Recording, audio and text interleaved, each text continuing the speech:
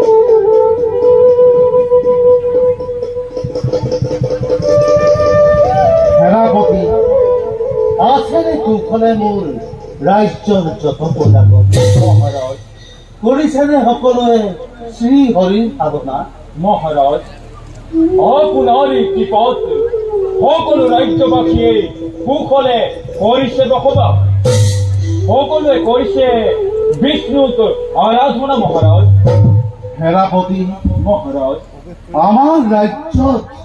আমার রাজ্য করেছে নাকি কোনোবাই মোর বিরুদ্ধে বিদ্রোহ মহারাজ বর্তমানে কোনোও করে নাই বিদ্রোহের ঘোষণা আর যদি কোনোৱে কৰে বিদ্ৰোহেৰ ঘোষণা তেন্তে মই তাকে বাঁধি আনি আপনাৰ চৰণতে অৰ্পণ কৰি মহাৰাজ। ধন্য সেনাপতি মহাৰাজ ধন্য হল শুনি তোমাৰ বচন বাৰু সেনাপতি মহাৰাজ বলা যাও এতিয়া আমি নিজ কৰ্তব্য হওঁ অগ্ৰসৰ। বলক মহাৰাজ।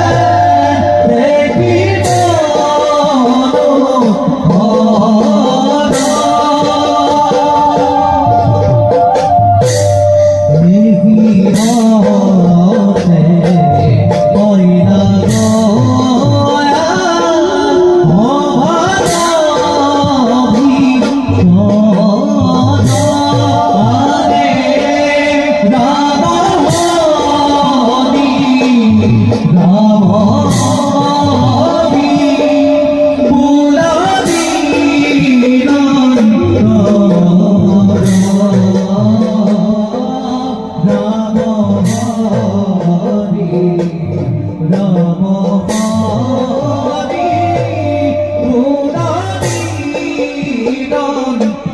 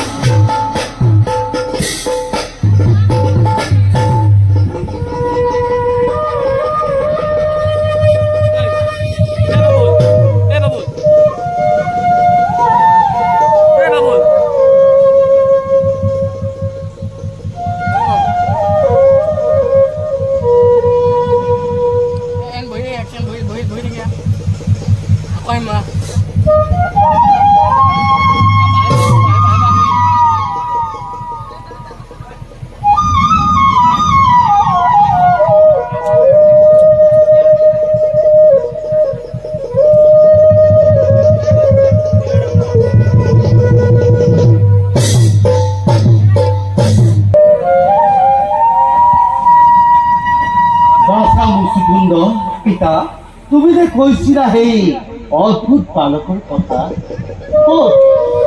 সেই অদ্ভুত বালক অপেক্ষা কৰ পিতা মই তেওঁ লৈ আহিব যোৱা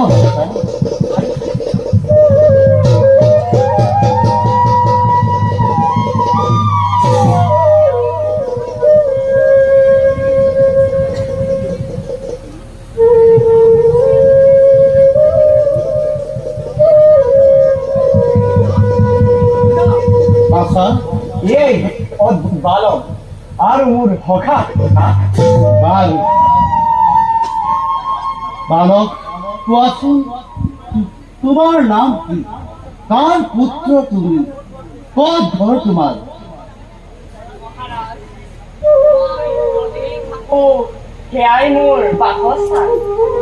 নহয় বালক মই শুনিছো তোমাৰ পিতৃ মাতৃ তুমি ক্ষমা কৰিব সেই কথাৰ উত্তৰ দিবলৈ মই অপাৰগ তোমাৰ পিতৃ মাতৃ কোন তুমি নাজানা বালক মহাৰাজ মোৰ অনুমান মই মোক এই সাধু সমাজত আৱিষ্কাৰ কৰিছো বালক জন্ম সম্পৰ্কে তোমাৰ অনুমান কি মহাৰাজ মোৰ অনুমান মই চন্দ্ৰ সূৰ্য পঞ্চভূত পঞ্চতত্ত্ব পঞ্চপাশ আৰু মহাৰাজ মই সপ্তসুৰ আৰু মই দশ অৱতাৰ মহাৰাজ মোৰ এয়াই অনুমান বালক পঞ্চভূত আৰু পঞ্চতন্ত্ৰী আৰু পাঁচ প্ৰাঞ্জল পাছত প্ৰাণ মাত্ৰ এটাহে বালক হয় মহাৰাজ ক্ষতি অপ তেজ মৰু আৰু ব্যায়াম এই পঞ্চভূতৰ সমষ্টি হৈছে পঞ্চপ্ৰাণ ইয়াৰ ভিতৰত মৰুতেই হৈছে প্ৰাণ প্ৰাণ আকৌ পাঁচটি প্ৰাণৰ সমষ্টি যেনে প্ৰাণ অপ্ৰাণ উদ্যান ব্যায়াম আৰু সমাস এই পঞ্চবায়ুকেই পঞ্চপ্ৰাণ বোলে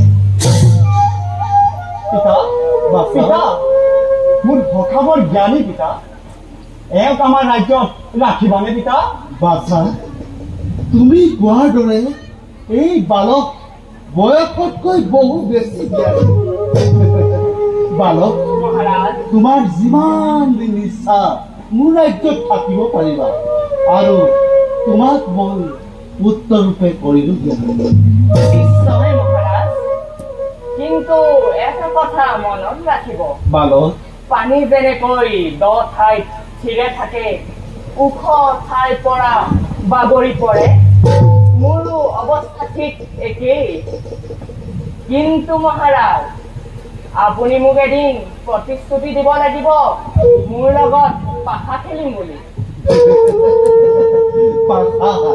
বাৰু বালক মই তোমাক প্ৰতিশ্ৰুতি দিছো মই এদিন তোমাৰ লগত পাখা খেলিম এতিয়া কোনো চিন্তাৰ কাৰণ নাই আমি দুয়ো আনন্দৰে থাকিম একেলগে তুমি মোক হৰিনাম গাই শুনাবা আৰু মই আয়ত্ত কৰিবলৈ চেষ্টা কৰিম এই মোৰ অনুৰোধ সখা তুমি তোমাৰ হৰিক মাতিলে তোমাক হৰিয়ে নিশ্চয় ৰাখিব তুমি হৰি নাম গাবা আৰু মই ভুল হলে শুধৰাই দিম ৰাণী ৰাণী ৰাণী এই বালকক লৈ তুমি অন্তঃপুৰলৈ যোৱা মই যাওঁ যুদ্ধ শিবিৰলৈ সেনাপতিৰ লগত কিছু আলোচনা কৰিবলগীয়া আছে ৰাণী কিহৰ আলোচনা নাথ কওকচোন ৰাণী তুমিতো জানাই যুদ্ধবোৰ বহুতো অস্ত্ৰ নষ্ট হৈছে হয় নাথ সেই ক্ষতি এতিয়া পূৰণ কৰিব কেনেকৈ ৰাণী নাথ মোৰ এজন বিত্তবৰ গান্ধাৰ দেশৰ ৰজা তেওঁ মোক প্ৰতিশ্ৰুতি দিছিল তেওঁ মোক যুদ্ধত অস্ত্ৰ শস্ত্ৰ যোগান ধৰিব ৰাণী নাথ গান্ধাৰ ৰাজামৰ পক্ষপাতী নেকি প্ৰথমে আছিল ৰাণী কিন্তু এতিয়া নহয় শুনিছো তেওঁ হেনো আমাৰ বিৰুদ্ধে অস্ত্ৰ ধৰিবলৈ হাত ধৰিছে লৱণ দত্ত হৈছে তেওঁৰ সহায় ৰাণী লৱণ দত্ত তেওঁৰ সহায় সংগ্ৰাম হব ৰাণী সংগ্ৰাম হব সংগ্ৰাম হব ভয় নকৰিব নাথ শ্ৰী হৰিয়ে আমাক কৰিব সহায় আহা বাচাহত চাওঁ আমি অন্তঃপুৰে বলো তাই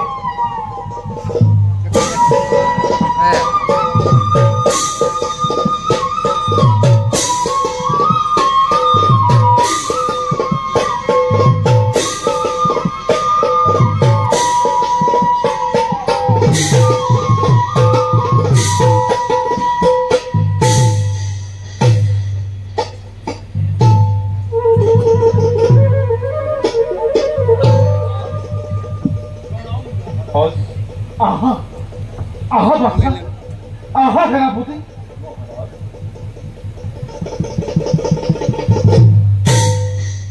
সেনাপতি মহাৰাজ আৰু বাচ্চা আজি হওঁতে গান্ধাৰ ৰাজক মই কৰি আহিছিলো মিত্ৰবল মহাৰাজ কিন্তু শুনিবলৈ পাইছো বাচ্চা আৰু সেনাপতি মহাৰাজ বোলে আমাৰ বিৰুদ্ধে অস্ত্ৰ ধৰিবলৈ সাজু হৈছে। এই কথা শুনি বৰ দুখ পাইছো সেনাপতি, বৰ দুখ পাইছো। হয় পিতা, ই আমাৰ কাৰণে অতি পৰিতাপৰ বিষয়। ইয়াৰ উপায় কি পিতা? মোৰ মতে মহাৰাজ, আমি সকলো গৈ তাক বান্ধি আনি এনে শিক্ষা দিব লাগে যাতে ই ভৱিষ্যতে আৰু এনে কাম নকৰে মহাৰাজ। হয় পিতা, মিত্ৰ দুহিত ভাল শিক্ষা দিব লাগে। মহাৰাজ, তোমাৰো কিমান উৎপাত হৈছা কিয়? মহাৰাজ, মই গান্ধাৰ দেশলৈ দূত পঠাইছো, আগে দূতক আহিবলৈ দিয়া সেনাপতি। মহাৰাজ, যদি মিত্ৰবোৰে মোক মিত্ৰ জ্ঞান কৰি অস্ত্ৰ শস্ত্ৰ মোক যোগান দিয়ে, তেতিয়া গান্ধাৰ ৰাজৰ লগত মই পুনৰ মিত্ৰতা কৰিম। মহাৰাজ, মহাৰাজ, সি মিথ্যাবাদী, সি দুৰ্দান্ত বিশ্বাসঘাতক। যি মিত্ৰই মিত্ৰৰ প্ৰতি শত্ৰু ভাৱ পোষণ কৰে তাকো আপুনি শত্ৰু বুলি ভাবি উচিত শিক্ষা দিয়ক মহাৰাজ। ধন বলে সৈন্য বলে আপুনিওতো কম নহয় মহাৰাজ। সেনাপতি, শুনিবলৈ পাইছো লৱণ দৈত্যই হেনো তেওঁৰ সহায়। সত্য সেই লৱণ দৈত্য নিমিষতে যাওকে শেষ কৰিম মই। নাগে মথু আপোনাৰ আদেশ মহাৰাজ। সেনাপতি মহাৰাজ, যিখন হৃদয়ে তাক এদিন মৃত্যভৰ বুলি জ্ঞান কৰিছিলো, যি দুখন হাতেৰে আলিংগন কৰি বন্ধুত্ব স্থাপন কৰিছিলো, সেই দুখন হাতেৰে কিদৰে অস্ত্ৰ তুলিল সেনাপতি? অসম্ভৱ, অসম্ভৱ, অসম্ভৱ সেনা। মহাৰাজ, সি যে মৃত্যুদোহীয়াই নহয়, সি এটা দেশদ্ৰোহী। হয় পিতা, কুহলীয়া বাঘৰ পোৱালীয়ে যদি প্ৰভুৰ ৰক্তৰ কাৰণে ললায়িত হয়, তেন্তে তাক কি কৰিব লাগে পিতা? কৰিব লাগে, কিন্তু মহাৰাজ, কোনো কিন্তু নাই মহাৰাজ। আদেশ কৰক, তাক মই বধ কৰো। শান্ত হোৱা, আগেই দূত আহিবলৈ দিয়া। মহাৰাজ, বাচ্ছা, দূত অহাৰ পাছতহে মই সিদ্ধান্ত ল'ম। মহাৰাজ, এতিয়া ব'লা আমি সকলো নিজ কৰ্তব্যত হওঁ অগ্ৰসৰ। বলক মহাৰাজ।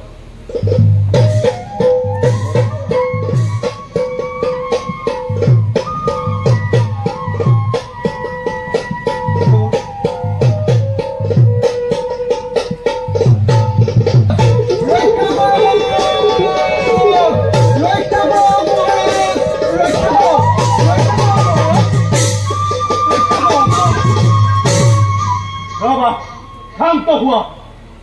মহাৰাজ, ইয়াক ৰক্ষা নকৰিব। ই এটা মহাভণ্ড। ই মোৰ ধৰ্মক উলংঘা কৰিছে মহাৰাজ। নাই নহয় মহাৰাজ, মই তাৰ ধৰ্মক নিন্দা কৰা নাই, সিহে বৈষ্ণৱ নিন্দা কৰিছে। তুমি বৈষ্ণৱক কিয় নিন্দা কৰিছা? কিয় হত্যা কৰিব বিচাৰিছা? মহাৰাজ, উচ্চ নিচ সকলো জানো বৈষ্ণৱ ক'ব পাৰে। শুনা মহাৰাজ, ধৰ্ম দুই প্ৰকাৰ। এক হৈছে ক্ষত্ৰিয়, ক্ষত্ৰিয় ধৰ্মত যুদ্ধ নীতি, সেয়াও এক ধৰ্ম। আৰু আনহাতে শ্ৰীহৰিৰ সাধক, সেয়াও ধৰ্ম। কালী, দুৰ্গা সকলো শ্ৰীহৰিৰ এক অংশ। গতিকে আমি সকলো হৈছো তেওঁৰে একোটা অংশ, সেয়াও এক ধৰ্ম। আজিহে বুজিলো মহাৰাজ, আপুনি প্ৰকৃত গুৰু মহাৰাজ। আজি আপুনি মোৰ মনৰ পৰা এক ডাঙৰ ভুল শুধৰাই দিলে। আজিলৈ আমি বিদায়হে মাগিলো। যোৱা। ব'লা।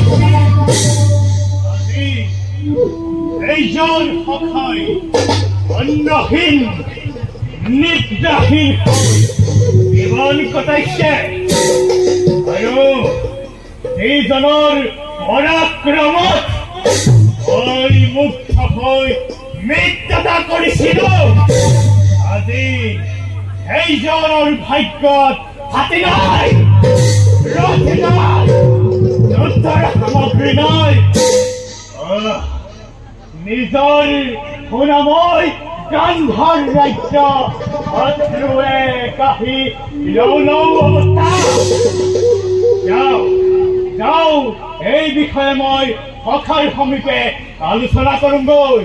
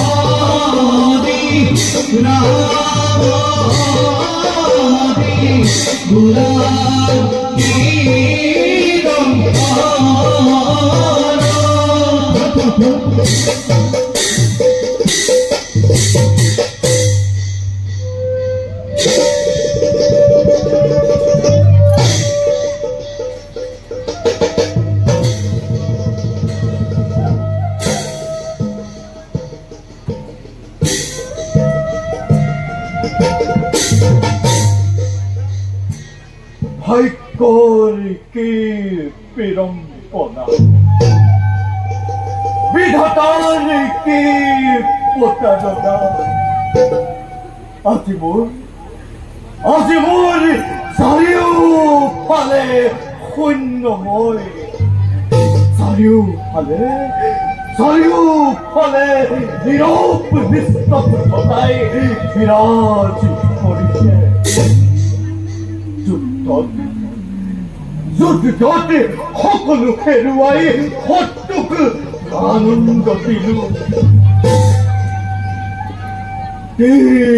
জনক জন্ম হ'ল মোৰ শান্তি হে পদাৰিণী তুমি ক'ত আছা মোক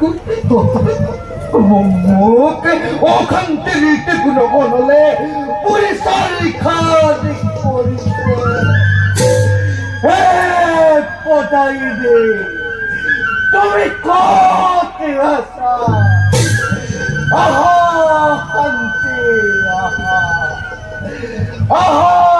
শান্তি আহা শান্তি আহা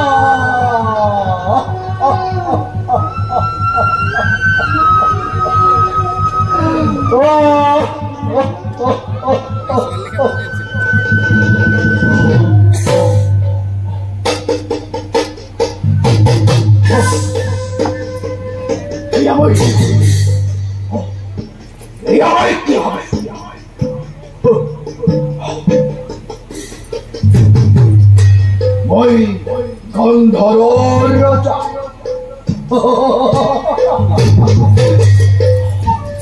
মোৰ কোনো নাই যদিও আছে ভগৱানৰ সহায় মোৰ সকলো অভাৱ মোচন কৰিব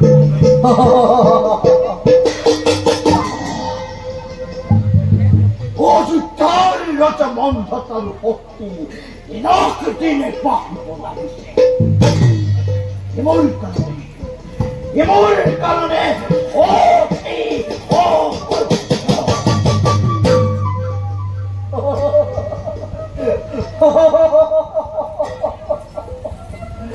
ইয়াক মই পুষ্যশীল নত কৰিবই লাগিব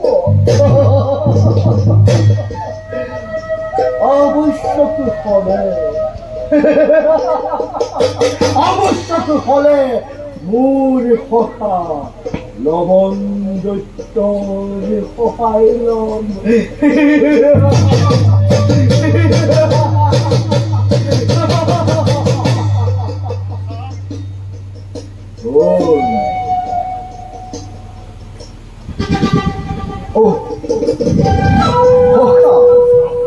গান্ধাৰৰ ৰাজ্যলৈ তোমাক স্বাগতম জনাইছো আলিঙ্গন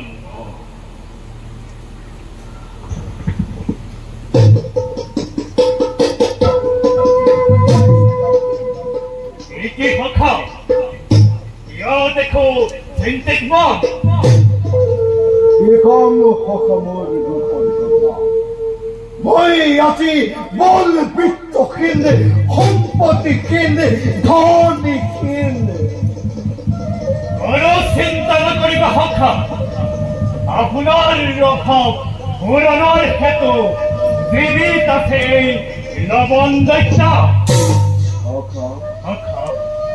মোৰ আৰু ৰাজ্য অভিলাষ নাই সহায় আপোনাৰ হাততে ৰাজ্যপাল দি মই কাল কটাম বুলি ভাবিছো সখা এনে কথা কিয় কৈ সখা আছো মই আপোনাৰ সহায় আপুনি নিশ্চিন্ত মনেৰে ৰাজভোগ কৰা সখা তেন্তে লাগে মোক মানধাতাৰে পতন মুহূৰ্ততে পৰাজিত কৰিম ক্ষুদ্ৰ মানধাতা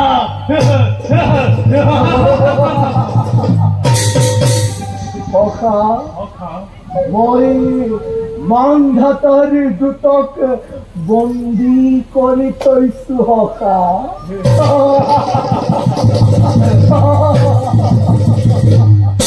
উত্তম অতি উত্তম কৰিলা সখা এইবাৰ দেখা যাব কাৰ শক্তি কিমান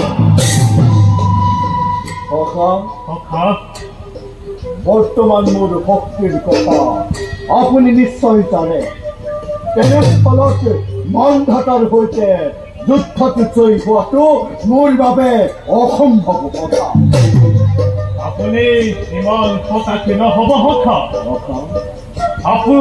আজি মই সাক্ষী কৰি কৰিছোঁ প্ৰতিজ্ঞা মই মোৰ সখা গান্ধাৰ ৰাজৰ হিতৰ কাৰণে মই মোৰ প্ৰাণ অৰ্পণ কৰিলোঁ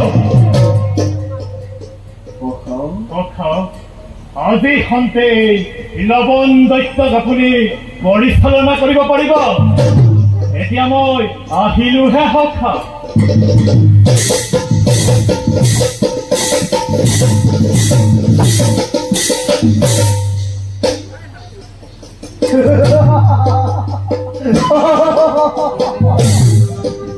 অখৰ বচনে মোক উৎসাহিত কৰিছিল মন্দাতা তোৰ আৰু শান্তি নাই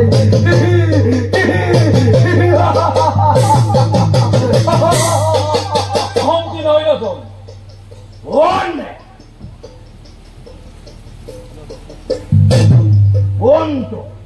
অযোধ্যাৰে সেনাপতি মই নাম মোৰে চন্দ্ৰ বিক্ৰম ইয়ালৈ অহাৰ পৰিপন্থী যুদ্ধৰে অস্ত্ৰৰ প্ৰয়োজন আমাৰ ৰজাই পঠোৱা অতকি ক'ত বন্দীশালত মহাৰাজ ৰাজ্যতে অনাধিকাৰ প্ৰৱেশ আপুনি ভুল বুজিছে ৰাজন আপুনি পূৰ্বে মন্ধাতাৰে বন্ধু আছিল সেয়েহে কটকীয়ে অনাধিকাৰী ৰাজ্যত কৰিলে প্ৰৱেশ কটকীৰ কোনো দুখ নাই মহাৰাজ সেনাপতি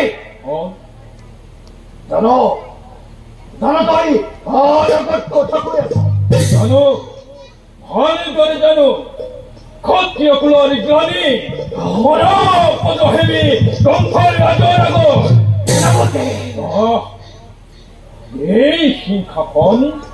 এই হিংসাখন তোৰ বাবে নহয় মূৰ্খ সেনাপতি হয় জানো তই বৰ্তমান ক'ত জানো ভালদৰে জানো ৰাজন অযোধ্যাৰে ৰাজ্য আপুনি অহংকাৰেৰে ৰাজন আমাৰ ৰত্ন আমাক দি আমাক তুষ্ট কৰক সেনাপতি তই বহুদূৰ আগবাঢ়িছ ইচ্ছা কৰিলে তোক মই এতিয়াই মৃত্যুৰ দণ্ড দিব পাৰো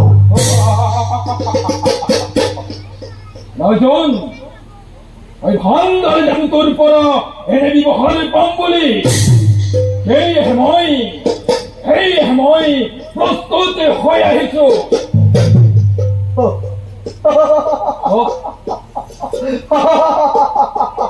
সেনাপতি তই কি মোৰ সৈতে যুদ্ধ কৰিবি যুদ্ধ কৰিম তেন্তে তোক অতি উচ্চ শিক্ষা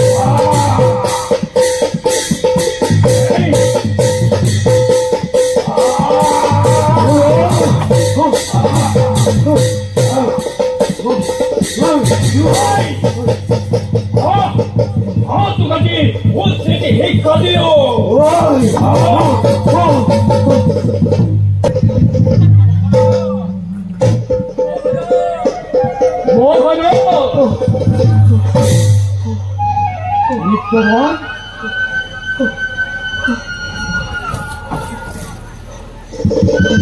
মহাৰাজ ইয়াক আপুনি উচিত শিক্ষা দিয়ক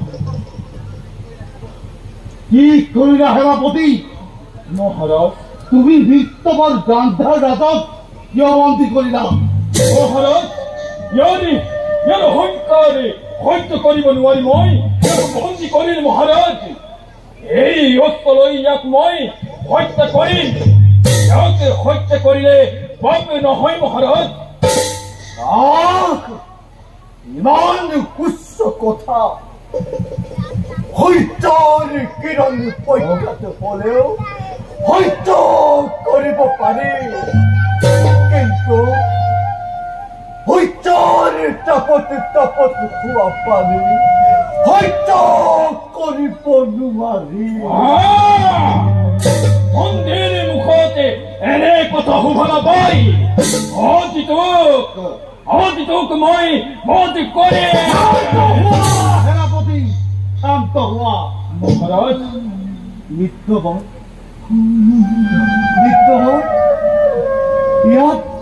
ইয়াত মোৰ কোনো দুখ নাই মৃত্যুবন তোমাক মই মুক্তি দিছো যোৱা নিৰ্দেশলৈ ঘূৰি যোৱা মৃত্যুবন নিৰ্দেশলৈ ঘূৰি যোৱা তোৰ আজি মোৰ ভাল নহলে তোক হত্যা কৰিলহেঁতেন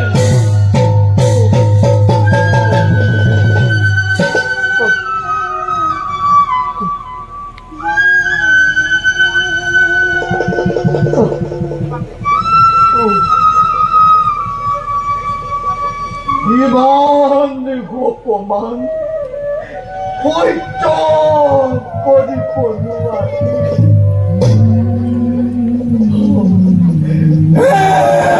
ভগৱান মোক তুমি কিয় জীয়াই ৰাখিলা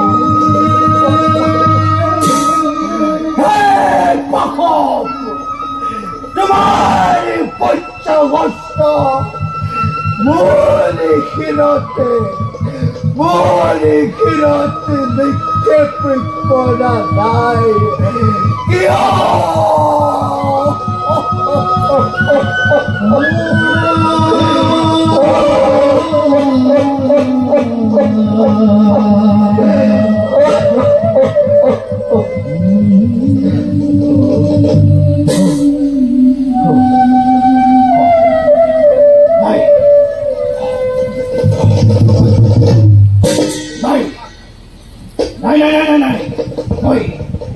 মই ভুল কৰিছো মৃত্যুময় কামনা নকৰো মই মৰিলে শত্ৰুৰ নিৰ্যাতন নহব শত্ৰুৰ ওপৰত প্ৰতিশোধ লৈ এক মুহূৰ্তও চেই থাকিব পাৰিলেও মই শান্তি পাম মই ৰাজ্য যাওক ধন সম্পত্তি যাওক পুত্ৰ ভাগ্য সকলো যাওক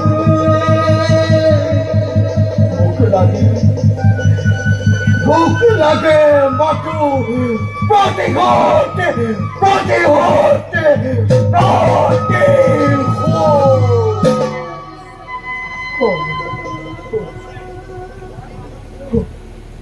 মৃত্যুভূমিৰ মহাপাপত পৰি যদি মই নৰকত পৰিব লগা হয় তাক মই আনন্দেৰে কৰিম গ্ৰহণ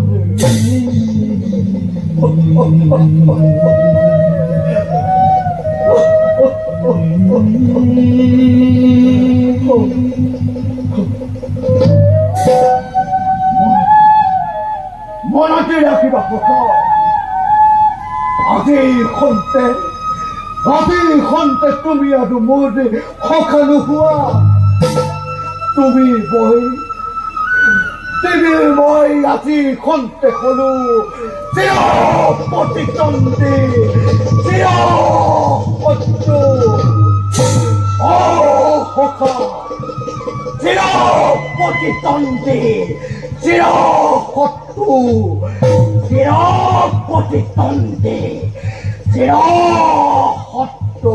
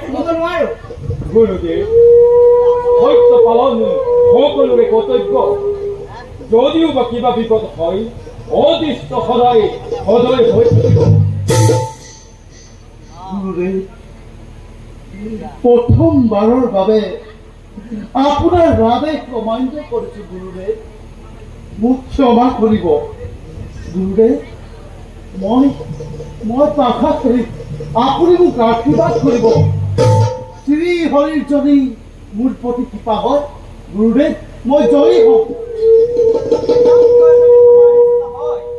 মই তাত বাধা নকৰো আশীৰ্বাদ কৰিছোঁ তোমাৰ জয় হওক হয় গুৰুদেৱ মই এতিয়া বিদায়হে মাগিছোঁ যাওক গুৰুদেৱ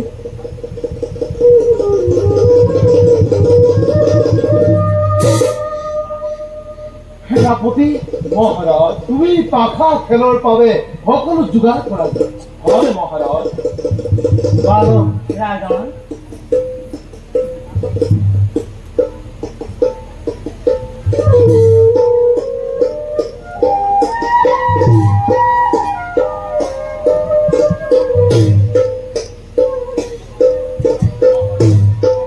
মই সকলো প্ৰস্তুত কৰি আছো আহা ভাৰত আমি পাখা খেল নিশ্চয় মহাৰাজ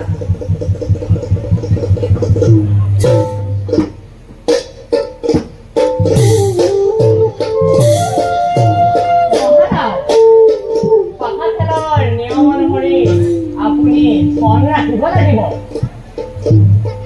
ভাৰত পাখা খেলৰ নিয়ম অনুসৰি মই পণ ৰাখিব বিচাৰিছো প্ৰথমে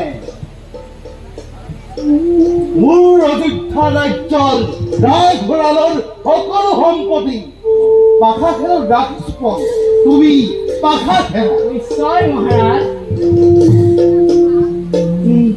দেখা দেখা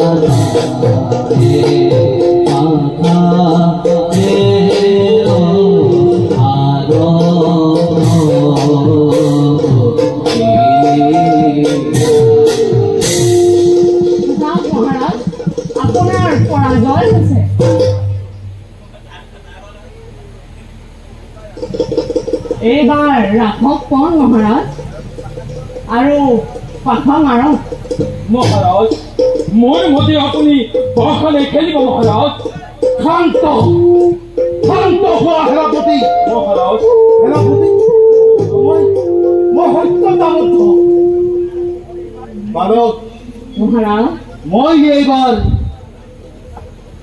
পাখা খেলত পণ হিচাপে ৰাখিছো সমগ্ৰ অযোধ্যা ৰাজ্য আৰু শুনা এইবাৰ মোৰে জয় হব সেনাপতি এইবাৰ মোৰ জয় হব নিশ্চয় মহাৰাজ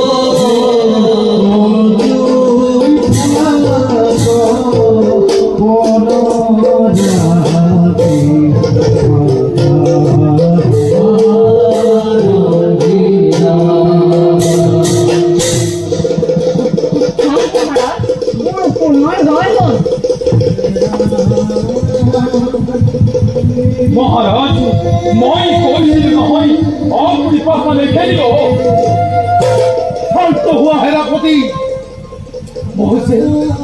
মই যে সত্যতাবদ্ধ সেনাপতি মহাৰাজ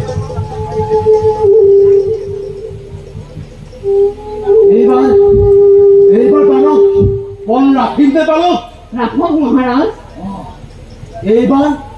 এইবাৰ মোক শ্ৰী হৰিৰে ৰাখিব এইবাৰ বালক ধন হিচাপে মই ৰাখিব বিচাৰিছো যদি পাখা খেলত তেতিয়া মই মোৰ পত্নী মৃত্যুমতী দুই পুত্ৰ অম্বৰীশ আৰু মুচুকুন্দ মৰমৰ একমাত্ৰ ভক্তি প্ৰভাৰ সৈতে 12 বছৰ বৰবাদ খাটি এইবাৰ পাখা নিশ্চয় মহাৰাজ জয় মান দাদা আপোনাৰে জয় হ'ব মহাৰাজ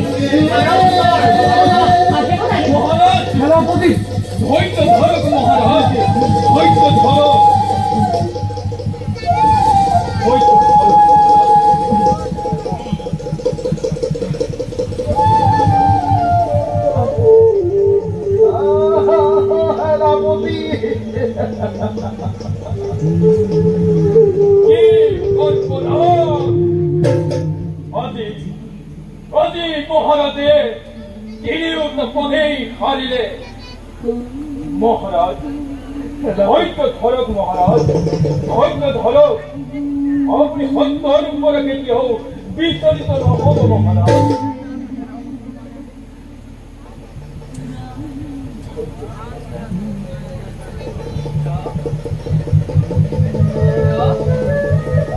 পিতা আপনার কি হয়েছে পিতা পিতা অতিথান রাখাখত পলা তাহলে সারি ধরিছে বাসা পিতা আমার রাজ্য কিবা বিপদ ঘটিছে নি পিতা কোন পিতা কি বিপদ ঘটিছে আমার রাজ্য বাসা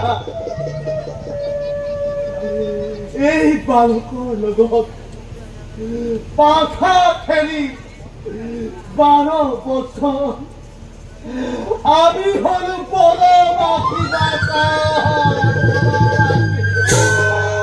পিতা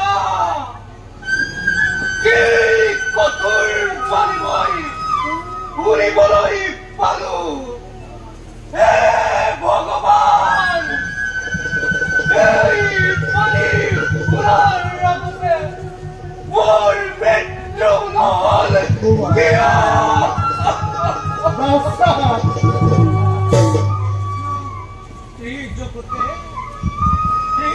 জগতে যাক সন্মান কৰে তেওঁ আজি হল বনপক্ষী হে প্ৰভু তুমি আমাৰ কপালত ইয়াকে লিখিলা বাসা বাসা ভাগ্যৰ লিখন নহয় খণ্ডন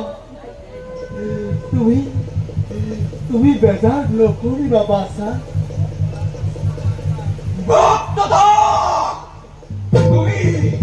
তুমি ইয়াকে কৰিবলৈ আমাৰ ৰাজ্যত আশ্ৰয় লৈছিলা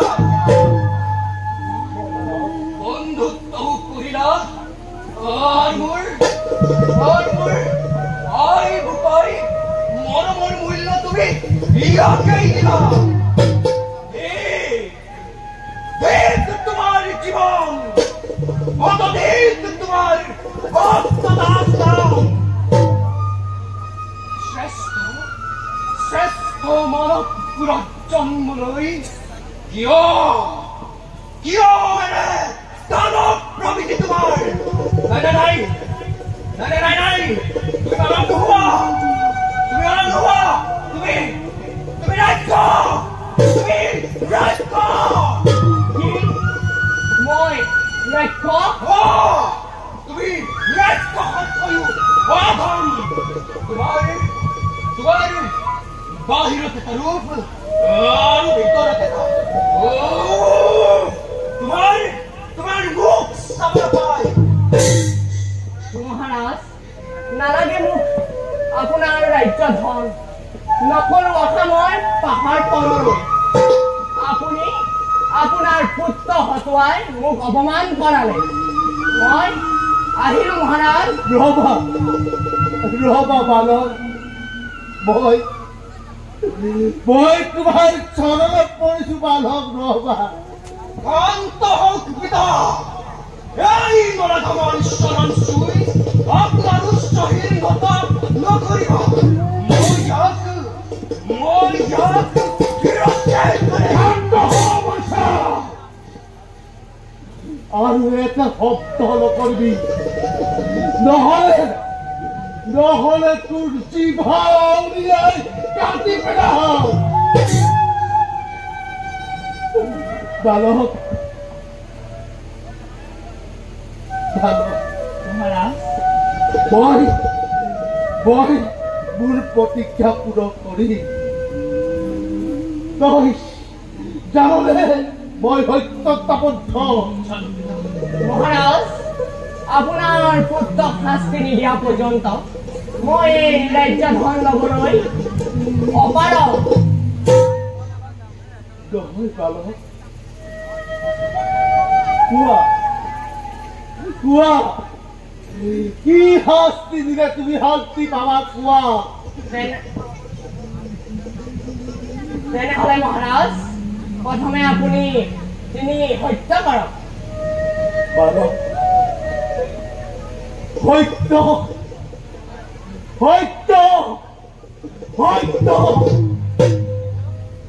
তিনি সত্য খাই তোমাক কৈছো বালক, তুমি যি শাস্তি মোৰ পুত্ৰক প্ৰদান কৰিবলৈ কোৱা, সেই শাস্তি মই প্ৰদান কৰিম। তেনেহলে মহাৰাজ, আপোনাৰ পুত্ৰই 12 বছৰ অজ্ঞাতবাস খাটিব লাগিব।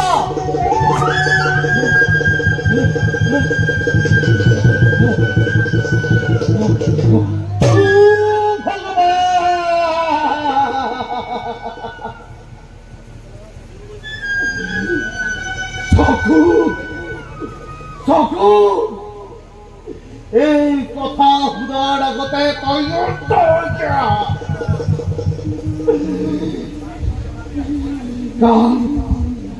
কান্ত হৈ কলা হৈ যা।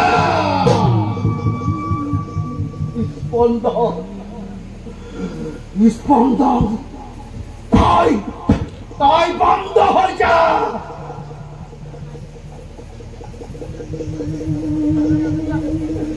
বাছা, পিতাৰ কাষলৈ আহা।